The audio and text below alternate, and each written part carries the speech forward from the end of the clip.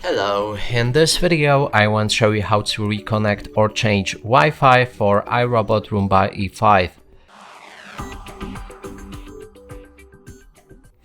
And to do this, first you will need to pair your robot with the app.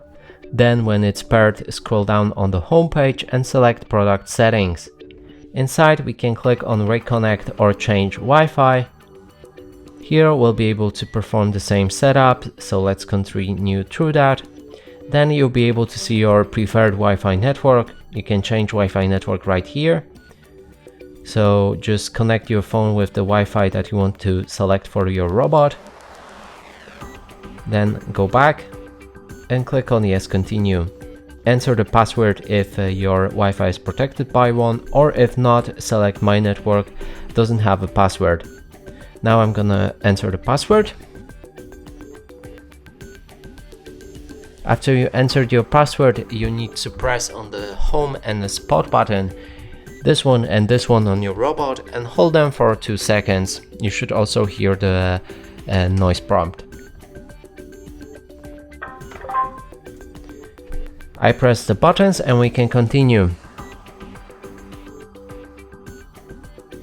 Now you should see a window like this. Click on connect.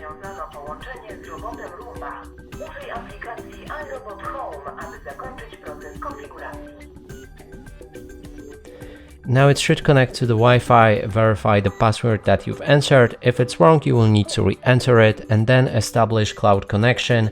After that, your robot should be successfully connected to the Wi-Fi.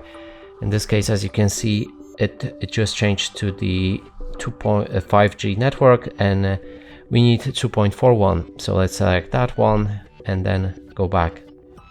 Robot Roomba jest w pełni skonfigurowany i gotowy do pracy. Życzymy miłego korzystania z robota. So now it's done connecting and our robot has just changed our Wi-Fi.